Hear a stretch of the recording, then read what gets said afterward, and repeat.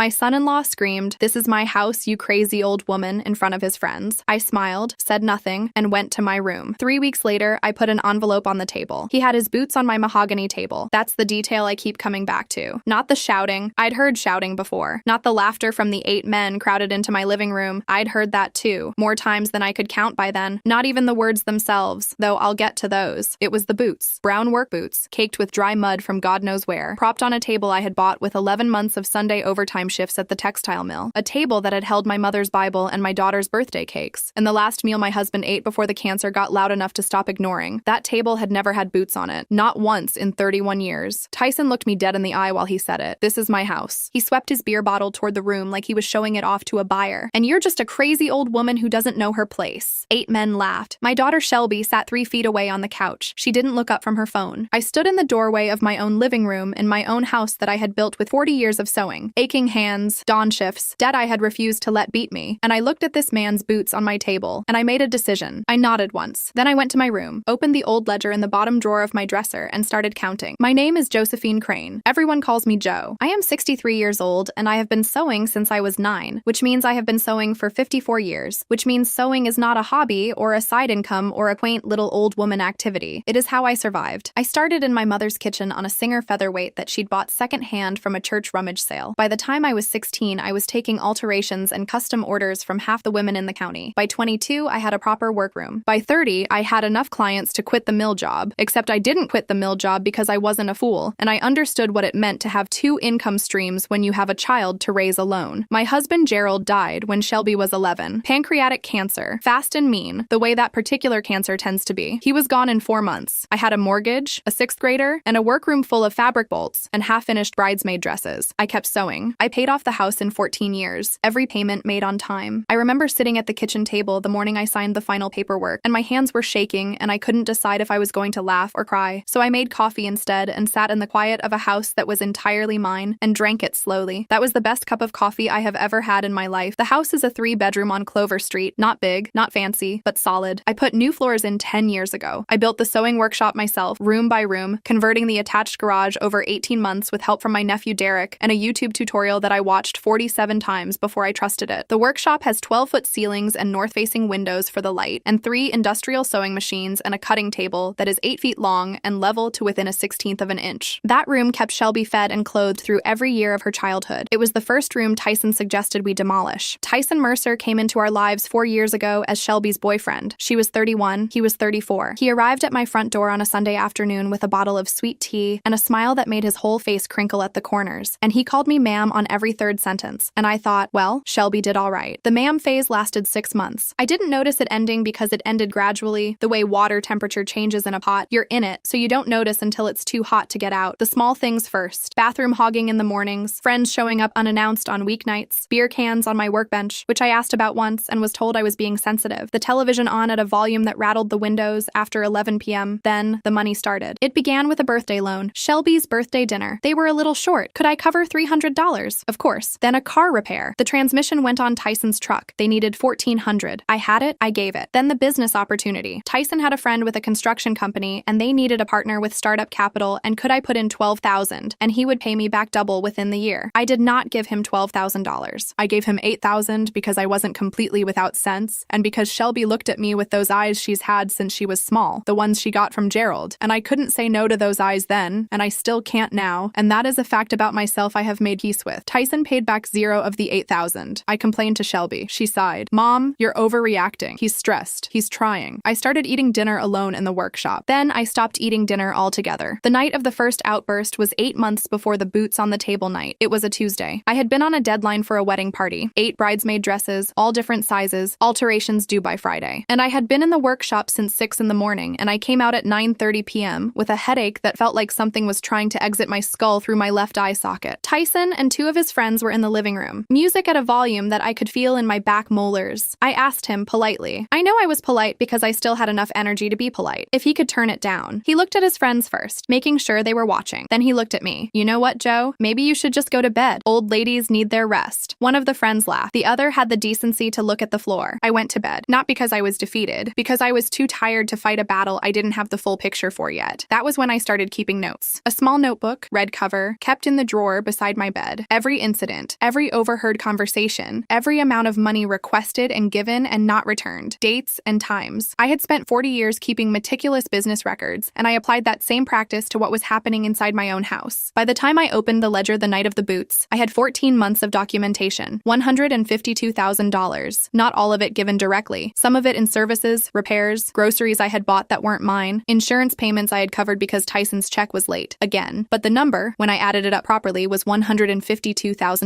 I sat on the edge of my bed and looked at that number for a long time. My hands were very still. That is the thing I remember, how still my hands were. In 54 years of sewing, they have never completely stopped moving. That night, they stopped. Then I picked up my phone and called Derek. Derek Crane had been practicing real estate and property law in this state for 16 years. He was my late brother's son, grew up in this house on weekends and school breaks, ate at my kitchen table, drove me to the grocery store after my hip surgery 2 years ago without being asked. He picked up on the first ring even though it was 11:47 p.m. I told him everything. I didn't summarize. I read from the notebook, date by date, amount by amount, incident by incident. When I finished, he was quiet for a moment. Then, Aunt Jo, I need you to listen carefully. Tyson has zero legal standing to that property. Zero. His name is not on the deed. He has never contributed to the mortgage. Verbal claims about it being his house are legally meaningless. He is a tenant by permission, and permission can be revoked. Draw up the papers, I said. I need you to be sure. Shelby is, I'm sure. Draw up the papers. Another pause. Derek had known me a long time. He recognized that particular tone. I'll have something to you by the end of the week. I thanked him. I hung up. I turned off the light. In the living room, I could still hear the music. I closed my eyes and thought about the morning I signed the last mortgage payment and drank that cup of coffee in the quiet. I slept better than I had in months. For 3 weeks after I called Derek, I said nothing. This is harder than it sounds. Tyson was getting bigger by the day. Louder, more expansive, more certain of himself in the way that men get when they believe they've already won and nobody has told them otherwise. He started walking people through the house on the weekends. Friends, acquaintances, a man I'd never seen before who he introduced as a contractor buddy. That back wall, he told the contractor buddy one Saturday morning, pointing at the workshop wall, we're going to open that up, put in something useful. I was standing 10 feet away. He didn't acknowledge me. I brought him coffee that morning and smiled. He took it without looking up from the blueprints they'd spread on my kitchen table. He didn't notice I wasn't sleeping. He didn't notice I wasn't scared anymore. He didn't notice that the woman he'd called crazy and old and out of place had spent 3 weeks consulting with an attorney, documenting evidence and making very quiet, very specific arrangements. That was his first mistake, assuming that because I was quiet, I was beaten. In 54 years of sewing, I have never once confused silence with surrender. The second outburst was on a Friday night in October. 8 of his friends. Music that rattled the frames on the wall, including the framed photo of Gerald and me on our wedding day, which vibrated with every bass beat until I thought the nail would come loose. Bottles on my mother's side table, the one with the inlaid wood that she'd brought from her own mother's house. I came out at 9:15 and asked if they could turn it down. Tyson stood up. He grinned the way men grin when they have an audience and they want the audience to see them perform. Joe, he spread his hands. I've told you before, this is my house, and you are an old woman who doesn't know her place. The room laughed. My daughter Shelby sat on the couch. She looked at the floor, and I thought, good. Look at the floor, baby. What comes next is going to be hard to watch. I nodded slowly. I walked to the kitchen. I came back with the envelope that Derek had couriered to me 3 days earlier, and that I had been keeping in the second kitchen drawer beneath the dish towels, right between the measuring spoons and the extra batteries. I placed it on the coffee table in front of Tyson. He looked at it, looked at me. What is this? Open it. He ripped it open, unfolded the document inside, read it, stopped, read it again. Eviction notice, 30 days, filed with the county court, signed by Derek Crane, attorney at law, on behalf of the legal owner of the property, Josephine May Crane, whose name was on the deed, had always been on the deed, and was the only name on the deed. The room went quiet in stages. First the men nearest Tyson, who could see his face, then the men farther away, who read the room. Then the music, which someone reached over and turned off without being asked. Shelby's face had gone the color of old paper. Mom, her voice was very small. You're actually doing this? I'm reminding everyone whose name is on the deed, I said. The answer is mine. It has always been mine. Tyson tried charm first. Groceries appeared on the counter, the expensive kind, the organic everything, items I would never have bought myself. He fixed the back fence that had been sagging for 2 years. He smiled and called me Ma and said things like, come on, you know I was just talking. You know how I get with the guys around. I accepted the groceries. I thanked him for the fence. I didn't withdraw the eviction notice. Then came the threats. It was a Wednesday evening, just the 3 of us, and Tyson sat across the kitchen table from me with his hands flat on the surface, and his voice at a volume that was meant to sound calm but landed as controlled. You kick me out, Shelby comes with me. You know that, right? You'll be in this house alone. You'll die in this house alone. I looked at him. You built nothing here, I said. Not one brick, not one stitch. Everything in this house that is worth anything was put here by my hands, or by the hands of people who loved me before you arrived. So yes, Tyson, if Shelby chooses to leave with you, that is her choice, and I will grieve it, and I will survive it. But you don't get to use her as a bargaining chip at my kitchen table. He got quiet in a way that was different from his usual quiet, a colder kind, the kind that has edges. That night, I went to sleep at 10 and woke up at 2:17 a.m. for reasons I couldn't name. A sound, a shift in the air, some animal instinct that living alone for 20 years sharpens whether you want it to or not. I lay still, listened. Then I got up because something was wrong, and I knew it the way you know things when you've been paying close attention for long enough. I found it in the kitchen. Shelby's bag was on the chair by the door. She always left it there. Had since she was a teenager. I wasn't looking in her bag. I was looking at the paper sticking out of the side pocket, the one that had slipped out at an angle, the corner of it visible in the low light from the hood vent I kept on at night for the sound. I pulled it out slowly. A mortgage application. 14 pages. The property listed as collateral was my house. The address, the parcel number, the assessed value. There was a signature line for the property owner on page 3. My signature was on page 3. My handwriting. My name. Except my hand had never held that pen. The floor came up at me. Not literally. I didn't fall. But my body registered the wrongness of it before my mind caught up. The way a system overloads before it shuts down. I sat down in the kitchen chair. My hands were cold. I laid the document flat on the table and read it from the beginning, slowly. The way I read every contract before I sign it. The habit of a self-employed woman who learned the hard way that the details are where they get you. Tyson's name was the primary borrower. My house was the collateral. My forged signature gave the bank permission to use my property to secure $240,000. If the loan defaulted, and given everything I knew about Tyson's relationship with financial obligations, it would default, I would lose the house. The house I built with my hands. The house Gerald and I brought Shelby home to. The house that had my workshop in it, and 40 years of thread, and the mahogany table, and my mother's side table, and the framed photograph of my wedding day. Gone. I sat at the kitchen table with a forged mortgage application in my hands, and I thought about all the ways I had dismissed my own instincts over the past 4 years, all the times I had accepted he's stressed and you're overreacting and believed that the problem was my perception rather than his behavior. And I thought, not this time. This time was different. This was criminal. I heard something in the hallway. Shelby. She was already crying when she stepped into the kitchen, like she had known, like she'd been awake too, waiting for me to find it. She was shaking in a way that made her look 17 again, small and undone. He told me it was just paperwork, she said. Her voice was barely there. He said it was for a business thing, and he needed my help, and I didn't read it. I was scared of him, Mom. I've been scared of him. 4 words that rearranged everything. I've been scared of him. I set the document down. I pulled my daughter into my arms the way I had when she was small and the world was too much. She was shaking. I was not. I was the stillest I had been in 4 years. Go pack a bag, I said into her hair. You're sleeping in the workshop tonight. The lock on that door is different from the house locks, and he doesn't have a key. She pulled back and looked at me. What are you going to do? I looked at the clock on the microwave. 2:41 a.m. I'm going to call Derek. Derek answered on the second ring. I read him the relevant sections of the mortgage application. He asked me 4 questions, each one precise, each one building on the last the way a lawyer's questions do when he is constructing something. Don't touch anything else in the bag, he said. Put the document exactly as you found it. I'll be there at 7 with Officer Danielle Webb. She works financial crimes out of the county precinct. 12 years on the job. She's handled mortgage fraud before. This is not a civil matter, Aunt Jo. This is fraud. This is forgery. There's a difference. I know the difference. I know you do. Try to sleep. I did not sleep. I sat in the kitchen with the light from the hood vent and my red notebook, and I wrote down everything. Time I found the document. Exact page where the forged signature appeared. Physical description of the signature. The way my name was formed. The specific letter shapes that were close but not right. The pressure of the pen across the page. I had signed my name approximately 10,000 times in 40 years of business, and I knew every curve of it. That was not my signature. At 6:55 a.m., Derek's car pulled up. Behind it, a county cruiser. Officer Danielle Webb was 44 years old, 12 years in financial crimes, with the posture of someone who has walked into difficult situations so many times it has become indistinguishable from her regular posture. She reviewed the document in a clear evidence bag that she produced from her jacket pocket without being asked. The signature on page 3, she said. When did you last sign this property as collateral for any financial instrument? Never, I said. My name has been on the deed since 1991. I have never used this property as collateral for anything. She wrote something in her notebook. Do you have a sample of your genuine signature we can use for comparison? I had 14 years of signed contracts in the workshop filing cabinet. I gave her 3. She compared them to the document, said nothing, wrote more notes. Then she looked toward the hallway that led to the bedroom where Tyson was still, as far as any of us knew, asleep. I need to speak with him, she said. Derek put his hand on my arm. Let her do her job, he said quietly. The knock on the bedroom door was professional, not loud, not soft. The knock of someone with authority who doesn't need to perform it. Tyson opened the door in 30 seconds. He was dressed. Already dressed, which meant he had heard us or hadn't slept either. He saw Officer Webb's uniform. He saw Derek's briefcase. He saw my face. For the first time in 4 years, I watched Tyson Mercer shrink, not all at once, gradually, like a man realizing the room has been rearranging itself while he wasn't paying attention, and the exits are no longer where he left them. He grabbed a duffel bag from the closet, threw in whatever he could reach without looking, walked past me through the kitchen without a word. At the front door, door, he stopped. He turned. "This isn't over," he said. I reached to the kitchen counter and picked up the clear evidence bag with the mortgage application inside and held it up so he could see it clearly. "For you," I said. "It might not be. For me, it already is." The door closed. The house went quiet. Not the hollow quiet of the empty house Claire had come home to. Not the ringing silence of loss. A different kind. The quiet of a house that has exhaled. Derek had brought 2 documents. Tyson had only seen the eviction notice. The second document was a civil fraud complaint filed with the county court, listing Tyson Mercer as the respondent in a matter of signature forgery, financial fraud, and misrepresentation in connection with a mortgage application against a property he had no legal standing to encumber. The criminal referral went to the district attorney's office the following week. The assigned prosecutor was a man named Howard Banks, 22 years in the DA's office, the kind of institutional gravity that makes people on the other side of cases feel the weight of the room shifting. He called me personally to confirm the details. The handwriting analysis was commissioned through the county's forensic document unit. The analyst, Dr. Carmen Reyes, had been certifying questioned documents for 18 years and had testified in more than 200 cases. Her report, submitted to the DA's office, concluded with language I will never forget. The signature on page 3 of the submitted instrument bears no consistent characteristics with the genuine signature exemplars provided. The questioned signature exhibits characteristics consistent with deliberate simulation by an individual unfamiliar with the subject's natural writing habits. Deliberate simulation. In plain English, someone tried to copy my name and didn't know my name well enough to do it right. Tyson was charged with forgery in the first degree and fraudulent use of financial instruments. Both are felonies in this state. He was arraigned on a Thursday morning, entered a plea of not guilty, and was released on bond. His attorney, a man named Patrick Sewell, who had handled 2 prior cases in this county involving financial fraud, entered negotiations with Howard Banks the following month. The result was a plea agreement. Guilty to 1 count of attempted mortgage fraud, 18 months of supervised probation, restitution of documented financial damages, and a permanent notation on his record that would appear in any subsequent background check run by any financial institution, employer, or landlord in the country. He would never be able to apply for a mortgage again without that notation appearing. A man who had tried to steal a house could not now be trusted near one. The eviction order stood. He was required to remove his remaining belongings within the original 30-day window. He sent his cousin. Shelby stayed. Not immediately. She spent 2 weeks with a friend from her office, the kind of breathing room that a person needs when they've been living inside someone else's version of reality for too long, and they need to figure out where their own edges are. She saw a therapist named Dr. Amara Osi, who worked with survivors of coercive control, and who had, per Shelby's account, a way of asking questions that made things that had seemed complicated seem suddenly, almost startlingly, simple. Shelby came home on a Sunday evening in November with 2 bags and the eyes she'd had since she was small, the ones she got from Gerald. She stood in the kitchen doorway and looked at me. "I'm sorry, Mom. I know. I didn't see it. Or, I saw it and I didn't let myself know what I was seeing. I know that too." She looked around the kitchen, the table with nothing on it except the salt and pepper shakers, and a small vase with dried lavender from the garden, the hood vent running low, the quiet. "It feels like your house again," she said. "It was always my house," I said. "Come in. I'll make coffee." The restitution payment arrived 4 months later. Not the full $152,000. Tyson's attorney had negotiated the documented damages down to the amounts directly transferable from my accounts, which totaled $87,400. The rest was categorized as lifestyle costs and disputed. I accepted the $87,000, not because I thought it was justice, because fighting for the rest would have cost me more in attorney's fees and time and attention than the remainder was worth, and I have spent 63 years understanding the difference between a battle worth fighting and a battle worth stepping back from.